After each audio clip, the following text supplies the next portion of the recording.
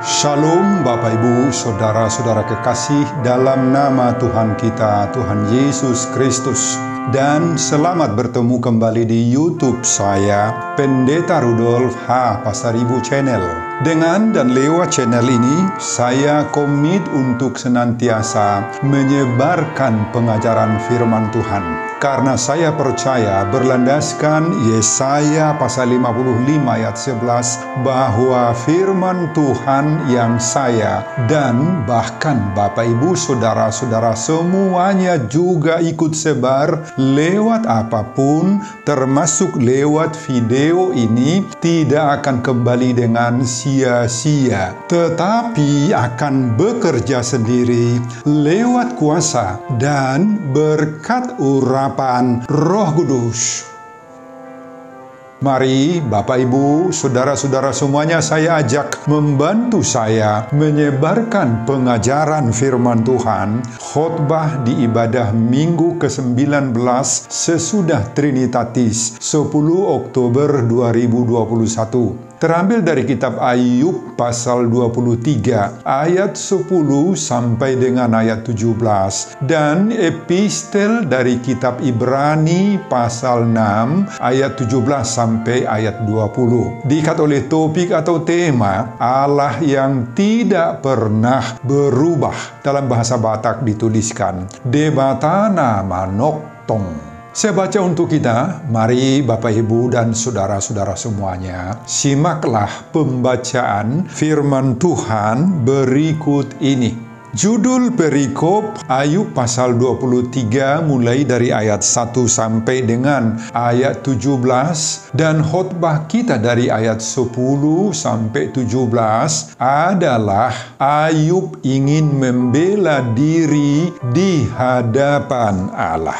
Karena ia tahu jalan hidupku, seandainya ia menguji aku akan timbul seperti emas. Kakiku tetap mengikuti jejaknya, aku menuruti jalannya dan tidak menyimpang. Perintah dari bibirnya tidak kulanggar, dalam sanubariku kusimpan ucapan mulutnya. Tetapi ia tidak pernah berubah. Siapa dapat menghalangi dia?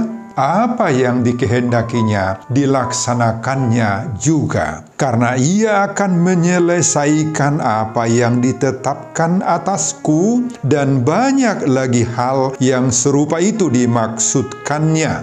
Itulah sebabnya hatiku gemetar menghadapi dia. Kalau semuanya itu kubayangkan, maka aku ketakutan terhadap dia. Allah telah membuat aku putus asa. Yang Maha Kuasa telah membuat hatiku gemetar, sebab bukan karena kegelapan aku binasa, dan bukan juga karena mukaku ditutupi gelap gulita.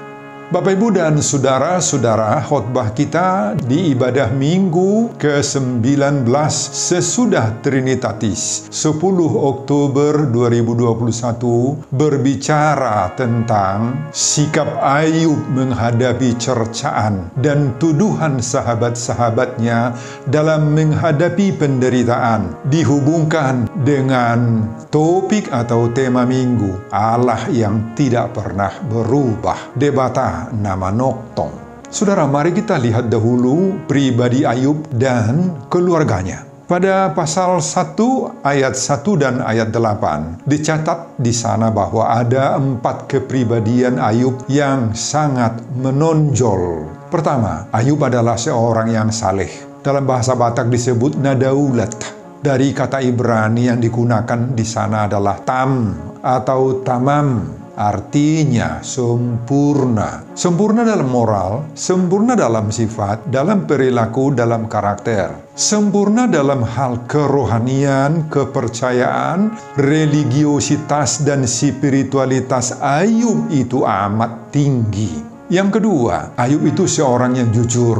bahasa Batak disebut naburju. Kata Ibrani yang dipakai yasar, artinya yang lurus, natigoroha, yang benar, yang jujur, tidak neko-neko dengan yang jahat. Dangolo margalet got, lidahnya tidak berbelit-belit. Itulah yang yasar, naburju. Yang ketiga, Ayub itu seorang yang takut akan Allah. Dalam bahasa Batak disebut nababiar midade bata. Kata Ibrani yang dipakai di sini yare. Orang yang takut akan Allah ini nampak dari sikapnya yang positif terhadap Allah, baik secara emosional dan intelektual. Dia menjalankan ibadahnya dengan baik, saleh, dan dengan atau dari hati yang benar-benar atau sungguh-sungguh. Keempat, Ayub itu seorang yang menjauhi kejahatan. Dalam bahasa Batak disebut dipadao rohanasian hajahaton. Dari kata Ibrani syur, artinya turn off. Diterjemahkan dengan berbalik. Artinya setelah disadari bahwa di depan sana ada kejahatan, ada pencobaan, ada iblis, dia langsung putar arah, nggak mau maju, dia berbalik. Omana marguar di paholang dirina sianak kanaroa. Molodung binoto di joloni ba adong lobang dak tibungombe. Molo binoto di joloni ba adong naroa. Padao dirim unak tibung lobang. Unang jonoh yakka hajahatun-hajahatoni. Inilah sifat Ayub itu Bapak Ibu. Ini kepribadian Ayub sangat sempurna, tidak bercacat di hadapan Tuhan. Saudara, tentu jarang ada orang yang demikian sempurnanya kebaikannya di hadapan Tuhan. Apa tujuan keempat sifat atau kepribadian Ayub ini dicatat dalam Alkitab ini? Tentu supaya kita di zaman sekarang ini dapat belajar, dapat menjadi sempurna hidupnya, meniru meneladani Ayub. Tuhan ingin sekali hidup kita ini sempurna Bapak Ibu seperti Ayub. Perilaku yang sempurna itu adalah kehendak Tuhan itu. Musa mencatat dalam Ulangan pasal 18 ayat 13, haruslah engkau hidup dengan tidak bercela di hadapan Tuhan Allahmu. Yesus juga mengajarkan itu pada Matius pasal 5 ayat 48. Karena itu haruslah kamu sempurna sama seperti Bapamu yang di sorga adalah sempurna. Saudara, khotbah ini mendorong kita hiduplah jujur, saleh, takut akan Allah, dan jauhi kejahatan. Kamu akan diberkati oleh Tuhan seperti Ayub. Pundi-pundi dan kebutuhan sehari-hari kita akan diisi oleh Tuhan di sari hodebata. Saudara, Ayub mengalami penderitaan, ujian, cobaan, dan perjuangan iman.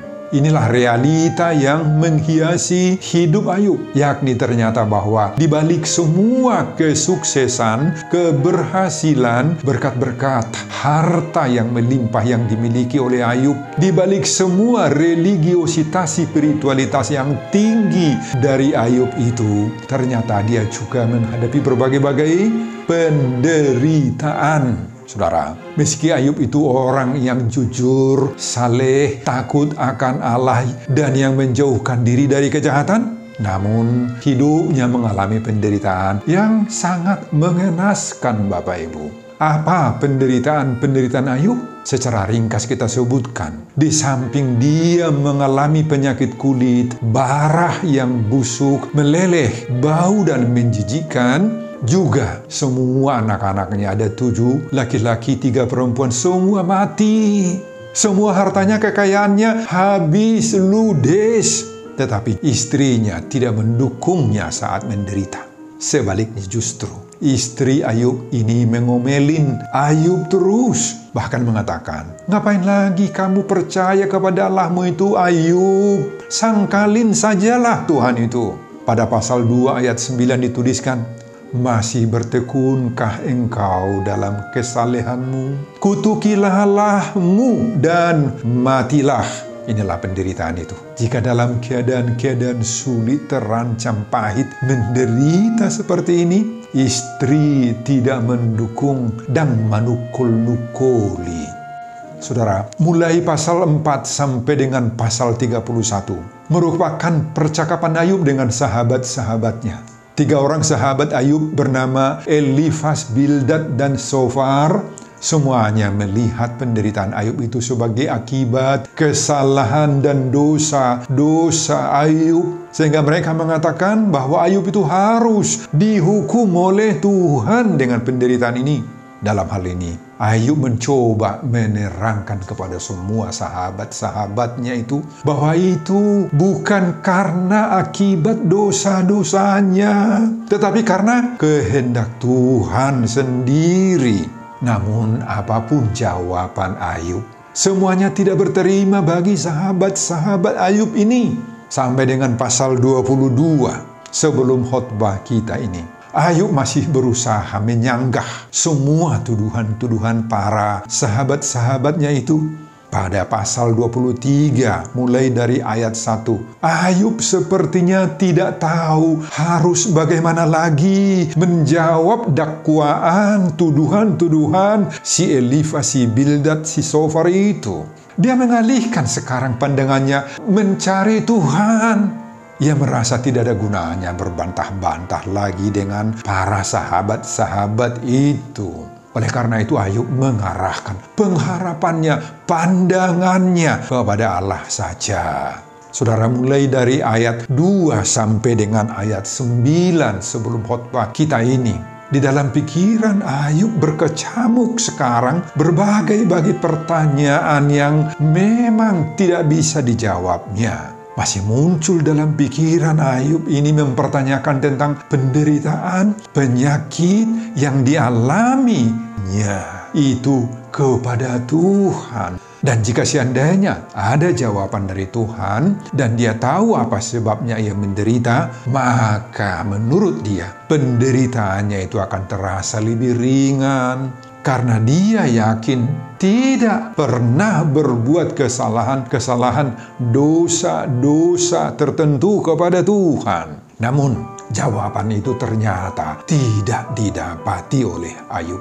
Meskipun dia berusaha mencari Allah itu kemana-mana, dia tidak pernah berjumpa dengan dia pada ayat 8 dan ayat 9. Meski demikian dia sadar bahwa sesungguhnya Allah sangat mengetahui apapun yang di dalam dirinya, yang dialaminya sendiri. Ayat 10. Ayub sadar bahwa Allah itu lebih besar dari akal manusia. Di ayat 10 juga muncul pemikiran Ayub bahwa dirinya berada dalam ujian. Ayub yakin sendiri bahwa penderitaannya itu merupakan sebuah ujian. Dan dia juga yakin dengan sangat-sangat bahwa dia akan kedapatan tidak bercela. Dia akan muncul seperti emas murni. Saudara, Ayub yakin bahwa Allah itu akan menyelesaikan atau mengakhiri apa yang ditetapkannya atas dirinya sendiri. Walaupun Ayub sadar bahwa semuanya ini akan membuat dia gemetar, takut, ayat 15, bahkan putus asa, ayat 16, dan mukanya ditutupi oleh gelap. Namun, Ayub sungguh-sungguh juga percaya semuanya itu tidak akan membuat dia binasa. Semuanya itu akan berakhir pada kemurnian dirinya. Bapak, Ibu, dan saudara-saudara, itulah isi keseluruhan khotbah kita di pada minggu ke-19 sesudah Trinitatis 10 Oktober 2021. Apa yang dapat kita pelajari dari khotbah kita yang berbicara tentang sikap Ayub menghadapi cercaan dan tuduhan sahabat-sahabatnya dalam menghadapi penderitaan, dihubungkan dengan topik atau tema minggu, Allah yang tidak pernah berubah, Debata Nama Noktong. Apa yang dapat kita pelajari, Bapak Ibu? Pertama, di saat penderitaan, kita sering merasa Tuhan itu jauh. Apa yang harus kita lakukan? Saudara, di dalam kekalutan dan penderitaan yang dialami oleh Ayub, Ayub mencari Tuhan. Tetapi dia tidak dapat menjumpai Tuhan. Pada ayat 8, ayat 9 disebutkan, sesungguhnya kalau aku berjalan ke timur, ia tidak di sana. Atau ke barat, tidak kudapati dia. Di utara, ku cari dia, ia tidak tampak. Aku berpaling ke selatan, aku tidak melihat dia. Saudara, itulah gambaran bagaimana Ayub senantiasa mencari Tuhan terus. Tetapi tidak ketemu menurut Ayub. Saudara, apakah memang Tuhan tidak berkenan dijumpai? Apakah Tuhan tidak lagi mendengar doa-doa dan jeritan tangis daripada orang yang sedang menderita seperti Ayub? Oh, tidak seperti itu Bapak, Ibu, dan saudara-saudara ya. Yakinkan dirimu, Tuhan bukan tidak mendengar atau menjawab doa-doa, permintaan-permintaan, jerit tangis daripada orang-orang yang sedang dirundung malang. Tidak, tetapi seperti pikiran Ayub, inilah sering pandangan orang yang sedang menderita itu. Ketika Allah tidak langsung menjawab permintaannya, mendengar doa-doanya, merealisasikan permohonan permintaannya, dia langsung menuduh Allah itu sudah meninggalkan dirinya. Tidak mau Tuhan itu menjawab doa-doanya. Saudara, pastikan sekarang bahwa Tuhan tidak pernah meninggalkan Ayub atau meninggalkan kita di tengah-tengah pergumulan yang sedang kita hadapi. Percayai ini Bapak Ibu. Jadi kenapa Ayub mengatakan bahwa ia tidak dapat berjumpa dengan Tuhan? Inilah akibat beratnya tekanan penderitaan yang dialami, yang menghimpit hidup si Ayub ini. Ya, istri yang tidak mendukung di saat kepahitan hidup dialami oleh Ayub, ditambah dengan tudingan-tudingan, tuduhan-tuduhan dari sahabat-sahabatnya yang mengatakan ini akibat dosanya kepada Tuhan. Membuat pikiran Ayub itu gelap, membuat mata rohani Ayub itu tidak dapat melihat Tuhan, tidak dapat merasakan kehadiran Tuhan. Nah, hati-hati Bapak, Ibu, dan saudara-saudara. Kita juga sering merasakan seperti Ayub ini. Banyak di antara kita mengalami seperti Ayub ini Bapak, Ibu. Di saat pergumulan berat datang, menerpa hidup kita sepertinya tidak mampu merasakan kehadiran Tuhan lagi. Tidak dapat mendengar lagi suara Tuhan. Karena pikiran kita dipenuhi, digelapkan oleh berbagai-bagai pertanyaan-pertanyaan, persepsi-persepsi, dan segala hal yang berkaitan dengan persoalan hidup di tengah-tengah kehidupan ini.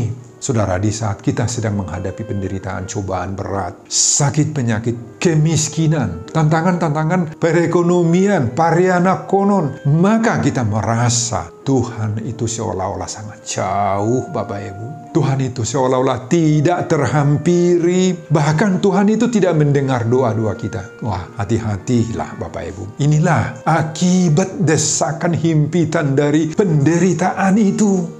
Saudara, khotbah kita mengajar kita sekarang bahwa pada saat kita mengalami hal yang seperti itu, kita perlu meniru Ayub dalam 3 hal. Pertama, sadarilah bahwa ada rancangan Tuhan yang terbaik bagi kita. Bahwa lewat penderitaan-penderitaan itu, kita sering diuji Tuhan. Nah, oleh karena itu, bertahanlah dalam iman. Kedua, doa-doa kita tidak pernah tidak didengar oleh Tuhan. Tetapi jawaban dan realisasi doa kita masing-masing sedang menunggu waktu perkenanan Tuhan yang terbaik. Dan ketiga, sabarlah menunggu waktu perkenanan Tuhan yang terbaik itu. Ikutlah Tuhan dan jangan menyimpang dari jalan Tuhan. Jangan meninggalkan Kristus selama doa-doamu itu masih belum terjawab oleh Tuhan. Amin Bapak Ibu. Itu pelajaran pertama. Pelajaran yang kedua, kita harus mampu bertahan dalam berbagai-bagai cobaan, ujian, dan penderitaan. Saudara, meski harus mengalami penderitaan yang bertubi-tubi, Ayub mampu bertahan dalam imannya kepada Tuhan. Tidak menjadi luntur. Terbukti ia masih bisa berkata, karena ia tahu jalan hidupku, seandainya ia menguji aku akan timbul seperti emas. Ayat 10, dia menggaransi hidupnya akan seperti emas. Saudara, apabila di saat ini keadaan saudara sedang terpuruk, jangan terus mengatakan, wah itu sudah nasib saya, itu nasib sial. Saudara, jangan putus asa dengan berkata, ya percuma ini hidup ini. Nah, nggak ada yang percuma hidup ini Bapak Ibu dan saudara-saudara. Itu adalah kalimat-kalimat orang yang putus asa, yang putus pengharapan. Sampaikan semuanya, apa yang ada dalam hatimu, dalam pikiranmu, perasaanmu yang pahit itu kepada Tuhan. Di dalam Dia pasti ada pertolongan, pasti akan ada jalan keluar, Bapak Ibu. Ingat Amsal 23 ayat 18. Karena masa depan sungguh ada dan harapanmu tidak akan hilang. Nah, ini sangat-sangat penting, kita harus ingat ini. Harapanmu tidak akan hilang. Inilah yang dilakukan dan diterapkan oleh Ayub yang perlu kita teladani. Dia senantiasa terus menjaga dirinya, menjaga kesuciannya, menjaga kesalehannya, dan semua tindakan-tindakannya yang tidak menyakiti hati Tuhan. Gak mau dia menyakiti hati Tuhan. Dia tidak pernah mengeluarkan kata-kata hujat, penistaan kepada Tuhan. Dan hendaknya kita juga harus meneladani Ayub ini, Bapak Ibu, agar kita jangan pernah memaki-maki Tuhan sewaktu menghadapi suatu musibah, sewaktu menghadapi keadaan yang sangat berat, mengalami kerugian dalam usaha, bisnis kita terganggu, tidak lancar, dan lain-lain. Saudara, ingatlah bahwa pasti perjuangan iman, kesetiaan kita kepada Tuhan itu tidak akan pernah sia-sia. Kalau dahulu ini terjadi terhadap Ayub, maka saat ini juga, sekarang ini juga bisa terjadi bagi kita, Bapak Ibu. Mentalitas seperti Ayub ini harus kita lestarikan dan kembangkan sesuai dengan topik minggu ke-19 sesudah Trinitatis, Allah yang tidak pernah berubah. Debata na manotong. Ini kita punya Allah yang tidak pernah berubah. Penderitaan merupakan alat uji bagi iman kita yang harus dialami setiap kita. Banyak bentuk penderitaan yang kita harus hadapi. Mungkin berupa krisis ekonomi, krisis keuangan, sakit penyakit, atau tragedi hidup, tragedi keluarga, tragedi yang disebabkan oleh cuaca alam. Mungkin krisis dalam bidang sosial, ekonomis, politik, dan lain-lain. Saudara, penderitaan ini menyebabkan dua kemungkinan bagi kita. Mungkin saja penderitaan ini menyebabkan orang bisa semakin dekat kepada Tuhan dan berharap penuh kepada Tuhan. Atau sebaliknya justru malah semakin menjauh daripada Tuhan. Saudara, apa dan bagaimana kita menghadapi keadaan itu? Mari kita belajar dari pengalaman Ayub ini. Meski kejadian demi kejadian buruk beruntun menimpa hidup Ayub, dia tidak pernah mau mundur. Maka ini pelajaran bagi kita. Jangan ada seorang pun yang mundur dari imannya. Meskipun kejadian demi kejadian buruk beruntun terjadi juga di dalam hidup kita. Amin, Bapak Ibu. Amin. Pengajaran yang ketiga, penderitaan merupakan ujian untuk meningkatkan kualitas iman rohani kita. Saudara, ingat bahwa ketika Tuhan menguji iman rohani kita, bukan untuk menghancurkan hidup kita ya. Sebaliknya Dia sedang memurnikan kita. Digambarkan di sini seperti emas. Saudara, kita mengenal emas emas termasuk logam mulia, yaitu logam yang tahan terhadap karat, tidak berkarat. Berbeda dengan kayu yang menjadi abu bila dibakar. Emas tetap bertahan dalam kobaran api, hanya wujudnya yang mencair, tetapi tetap dia menjadi emas. Saudara, Ayub sendiri pada ayat 10 menggambarkan pengalaman dan ujian hidupnya sebagai proses pemurnian emas. Ia juga menyadari hidup ini penuh misteri, termasuk fakta tadi bahwa Allah seolah-olah diam saja.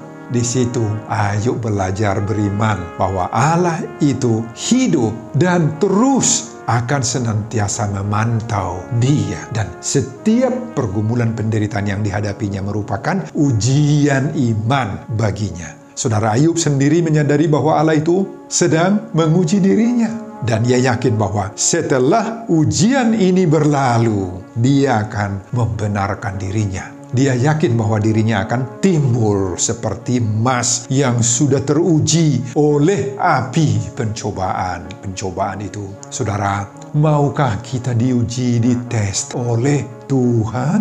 Ya, sebenarnya jujur saja semua kita menghendaki supaya jangan tiba ujian-ujian berupa penderitaan seperti ini pahitnya toh. Jujur saja kita akui. Tetapi ingatlah bahwa di balik semua kisah penderitaan yang kita alami itu ada maksud dan rancangan-rancangan Tuhan yang terbaik. Ingatlah Bapak, Ibu, dan saudara-saudara bahwa di balik setiap ujian-ujian hidup yang Tuhan izinkan menimpa diri kita, Tuhan mau memurnikan kita ibarat emas tadi yang begitu berharga di mata Tuhan. Khotbah ini mau mengajar dan menyadarkan kita bahwa Tuhanlah yang memegang kendali kehidupan kita, masa depan kita. Jika Tuhan mau tanda kutip membakar hidup kita ini dengan berbagai-bagai penderitaan atas seizin Tuhan, maka Dia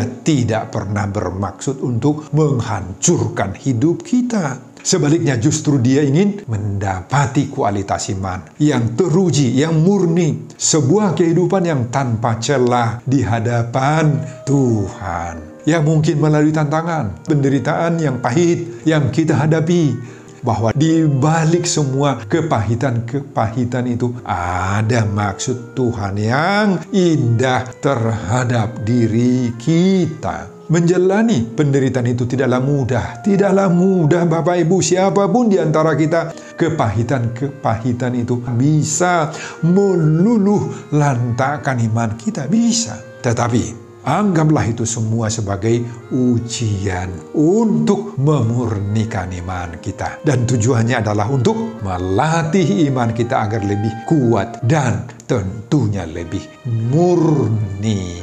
Amin, Bapak, Ibu, dan saudara-saudara. Sebelum saya mengakhiri khotbah ini kembali, saya mengajak Bapak, Ibu, dan saudara-saudara untuk membantu saya menyebarkan pengajaran firman Tuhan khotbah di ibadah minggu ke-19 sesudah Trinitatis 10 Oktober 2021 dari kitab Ayub pasal 23 ayat 10 sampai dengan ayat 17 ini, agar kita sungguh-sungguh percaya bahwa kita punya Allah yang tidak pernah berubah. Debata nama Noktong termotivasi lewat khotbah ini. Simak juga video-video khotbah saya yang lain agar Bapak, Ibu, dan saudara-saudara memiliki sentuhan pemahaman rohani yang semakin diperkaya. Buka di YouTube saya, Pendeta Rudolf H. Pasaribu Channel. Selamat mengikuti ibadah minggu, baik di gereja atau di rumah masing-masing. Tuhan Yesus memberkati kita. Salam Horas. Amin. Bapak, terima kasih untuk firman-Mu ini. Berkatilah firman-Mu ini. Berkatilah setiap jemaat yang mendengar firman ini. Semoga menjadi pelajaran yang baik bagi setiap orang pendengar. Terima kasih Tuhan untuk semuanya. Berkati juga hamba-Mu dalam persiapan-persiapan khotbah berikutnya. Dan semuanya saya peruntukkan demi kemuliaan kebesaran nama Tuhan. Di dalam nama Yesus Kristus saya berdoa. Amin.